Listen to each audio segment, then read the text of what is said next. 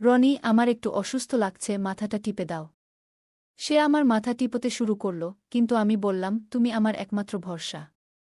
আমি জানি এটা ঠিক নয়, কিন্তু দয়া করে আমার অবস্থাটা বুঝতে চেষ্টা করো। দেবরজি বলল, ঠিক আছে ভাবি, তুমি যা বলবে আমি তাই করব। এরপর রনি আমাকে, আমি প্রিয়া। আমি এক সুন্দরী মেয়ে এবং আমার বিয়ের বয়স মাত্র 10 মাস। বিয়ের পর আমি আরও বেশি আকর্ষণীয় হয়ে উঠি। কিন্তু এত সুন্দর হয়েও কোনো লাভ ছিল না, কারণ আমার স্বামী আমার কাছ থেকে দূরে থাকত।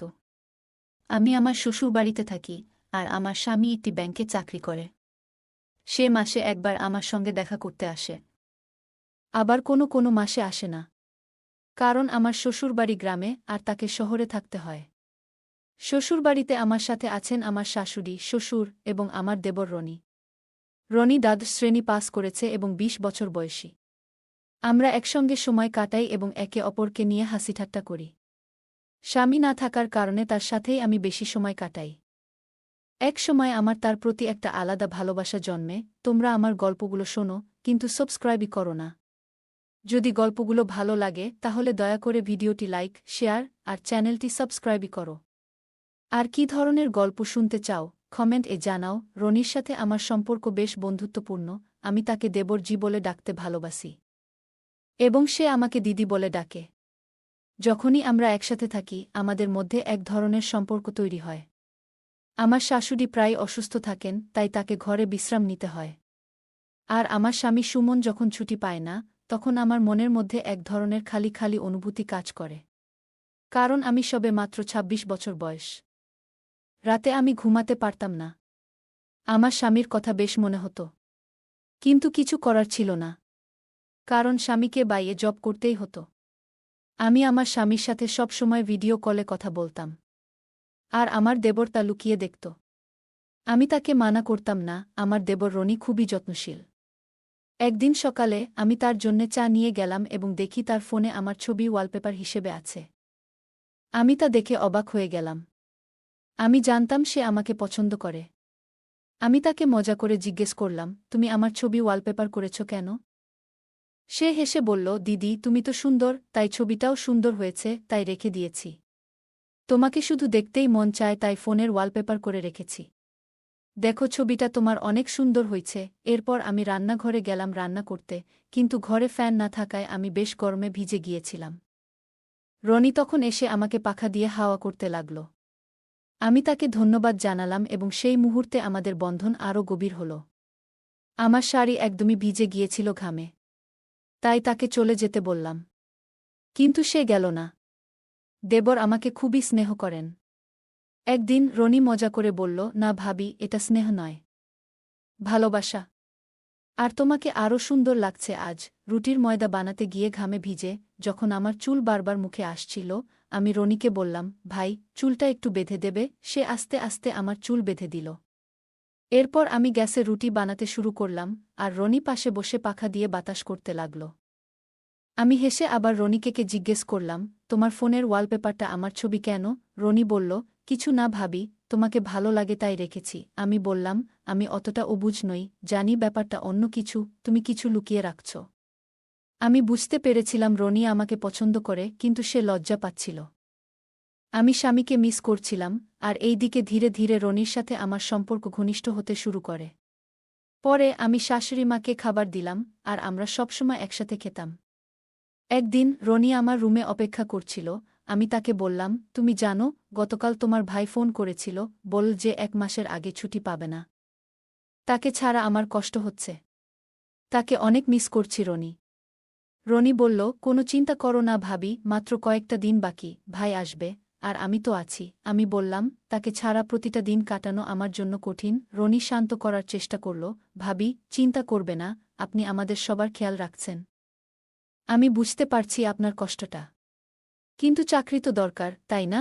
আমি তাকে আমার মনের একটা কথা বলতে চাচ্ছিলাম। মনে মনে ভাবছিলাম আজকে তাকে আমার মনের কথাটা বলে দেখি কি বলে।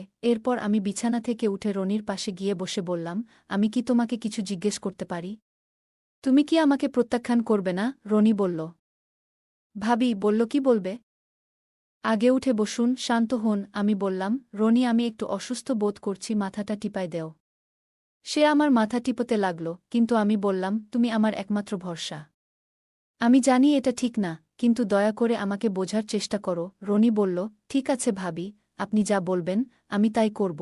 এরপর রনি আমাকে জ্বরের ওষুধ দিল এবং আমার কপালে ঠান্ডা পানি দিতে লাগল।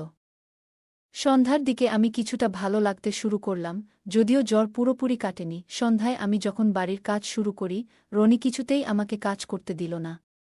আমি রান্নাঘরে বসে রান্না করছিলাম, আর রনি পাশে বসে সাহায্য করছিল।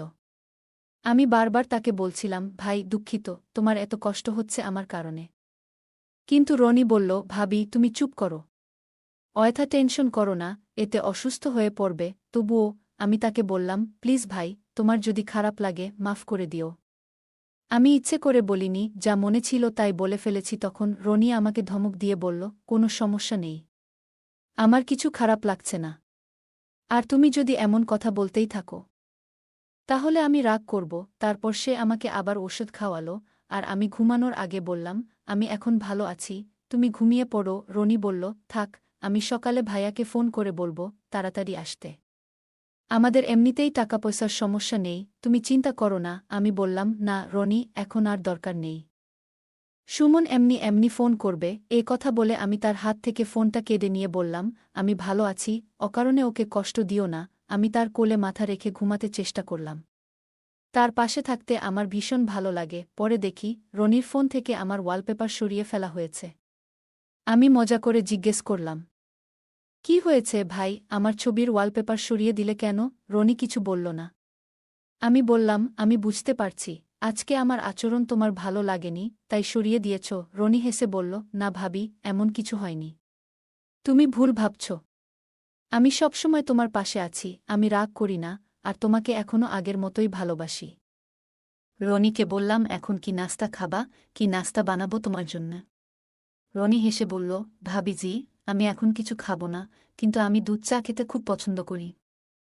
তার কথা শুনে আমি মজা করে বললাম, তাহলে রান্নাঘরে দুধ আছে, গিয়ে বানিয়ে নাও। রনি হেসে বলল, আমি একবার ভাইয়াকে দুধ চা খেতে দেখেছিলাম, তখন থেকেই তোমার বড় ভক্ত হয়ে গেছি।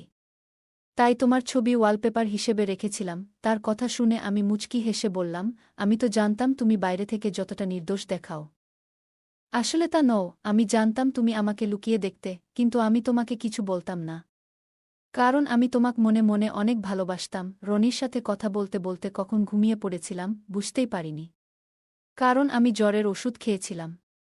সারা রাত রনি আমার ঘরে আমার সাথে ছিল। সকালে উঠে দেখি রনি চা বানিয়ে শাশুড়িকে দিয়েছে এবং আমার জন্যও এনেছে। আমি রনিকে বললাম, এর কোনো দরকার ছিল না, আমি এখন ভালো আছি, নিজেই সবকিছু করতে পারতাম। রনি বলল, ভাবি, আজ তুমি বিশ্রাম নাও, আমি সবকিছু সামলে নেব। তোমার জ্বর এখনও ভালো হয়নি। তবুও আমি তার কথা না শুনে আমরা একসাথে খাবার রান্না করলাম। শাশুড়ি মা বাইরে বসেছিলেন, যাতে রাস্তা দিয়ে যাওয়া লোকজনের সাথে দেখা হয় আর গল্প করতে পারে, কারণ তার বয়স হয়েছে অনেক। আমি আর রনি তখন বাড়িতে একা ছিলাম। আমরা লুডু খেলছিলাম। খেলতে খেলতে আমি রনিকে জিজ্ঞেস করলাম, তুমি রাতের বেলা দুধ চা খাওয়ার কথা বলেছিলে, তুমি কি খেয়েছিলে? নাকি মজা করছিলে? সত্যি? রনি প্রথমে কিছুটা থমকে গেল, কিন্তু পরে বলল, ভাবি, আমি সত্যি বলেছি, আমি যা চাই তুমি তা বোঝার চেষ্টা করো। রনি আমাকে অনেক কিছু বোঝাতে চাচ্ছিল, আর আমিও তাকে অনেক কিছু বোঝাতে চাচ্ছিলাম, কিন্তু কেউ কিছু বলতে পারছিলাম না। আমি জানি এটা ভুল, এবং আমারও মনে হচ্ছে কাল রাত থেকে আমি যা ভাবছি তা ঠিক নয়। আমি বুঝতে পারছি যে হ্যাঁ বললে ভুল হবে। ভাবি, তুমি তখন ওষুধ খেয়ে ঘুমাচ্ছিলে, আর আমি সারারাত ভেবে কাটিয়েছি তোমার পাশে। আমরা যা করতে যাচ্ছি তা আমাদের সম্পর্ককে ধ্বংস করতে পারে, আর ভাইয়ের সঙ্গে বিশ্বাসঘাতকতা হবে। যদি ভাই জানতে পারে তাহলে আমাদের ভুলের জন্য দুটি পরিবারই ভেঙে যেতে পারে। রনি যখন এসব বলছিল আমার মুখটা একেবারে মলিন হয়ে গেল, আর চোখে জল চলে এল, কারণ আমার স্বামীর অনুপস্থিতিতে আমি আমার দেবরের সাথে অনেক ঘনিষ্ঠ হয়ে গিয়েছিলাম। তাকে আমি মনে মনে অনেক ভালোবেসে ফেলেছিলাম। আমার কান্না দেখে রনি সাথে সাথে চুপ হয়ে গেল এবং বলল, ভাবি, কাঁদছ কেন? আমি বোকা ছিলাম যে তোমাকে এসব বললাম। এরপর সে মাফ চাওয়া শুরু করল। সরি ভাবি, আমি কি বললাম জানি না, কিন্তু আমার কান্না থামছিল না। রনি বলল, ঠিক আছে ভাবি, তুমি যা বলবে আমি তাই করব। আমি জানি তুমি আমাকে অনেক ভালোবেসে ফেলেছ। আমি আর কিছু বলবো না, তুমি শুধু শান্ত হও, তোমাকে আর কাঁদাবো না। আমি আর সহ্য করতে না পেরে কাঁদতে কাঁদতে রনিকে রাগে গালমন্দ করতে লাগলাম। কাল তোমাকে কষ্ট দিয়েছি বলে মাফ চাইতে এসেছি, কিন্তু তুমি কি আমার অনুভূতি বোঝার চেষ্টা করেছ? তোমার কাছে ক্ষমা চাওয়া উচিত। রনিরও চোখে জল চলে এলো, আর সে আমাকে শান্ত করার চেষ্টা করছিল। তারপর আমি ধীরে ধীরে স্বাভাবিক হয়ে এলাম এবং রনিকে বললাম, আজকের পর আর কোনো অভিযোগ থাকবে না। আমি সত্যি বলছি, আমার মনে কোনো খারাপ কিছু নেই। কিন্তু তুমি তো জানো, আমাদের সতর্ক থাকতে হবে। রনি, আমরা আগের মতোই থাকব। এ কয়দিনে আমার কি যে হয়েছে, নিজেকে ঠিকভাবে কন্ট্রোল করতে পারছিলাম না। রনি আমাকে কিছু বলছিল না, শুধু বলছিল, ভাবিজি, সব ঠিক আছে। আমি তোমার কথা বুঝতে পারছি, আর তোমাকে বেশি চিন্তা করার দরকার নেই। এসব কথা সব আমাদের মধ্যেই থাকবে। তার এই কথাগুলো আমাকে একটু শান্ত করল। এরপর রনি কিছু না বলেই তার ভাই সুমনকে ফোন করে। আর পরের দিন সুমন বাসায় এসে 2 দিন থেকে যায়। পরে রনি আমাকে সুমনের সাথে পাঠানোর জোর করে, যাতে আমার স্বামী আমাকে তার সাথে নিয়ে যায় কিছু দিনের জন্যে। আমার দেবর বলছিল, কয়েকদিন ভাইয়ার সাথে শহরে থেকে আসো, মন ভালো হবে। আমার স্বামী তার ভাইয়ের কথা শুনে আমাকে নিয়ে গেল তার সাথে, যাতে আমার মন ভালো থাকে। কারণ একা একা থাকতে থাকতে অনেক বোর হয়ে গিয়েছিলাম।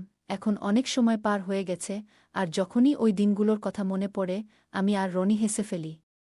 রনি অনেক মজার মানুষ, আর যদি তার জায়গায় অন্য কেউ থাকত, তাহলে হয়তো আমাদের সম্পর্কটা আজ ভেঙে যেত। রনিকে আমি এখনও মন থেকেই ভালোবাসি, কিন্তু প্রকাশ করি না। গল্পটা কেমন লাগলো জানাতে ভুলবে না। আরও মজার মজার রোমান্টিক গল্প শুনতে চাইলে ভিডিওটি লাইক, শেয়ার এবং চ্যানেলটি সাবস্ক্রাইব করতে এবং বেল আইকনটি ক্লিক করতে ভুলবে না। ধন্যবাদ।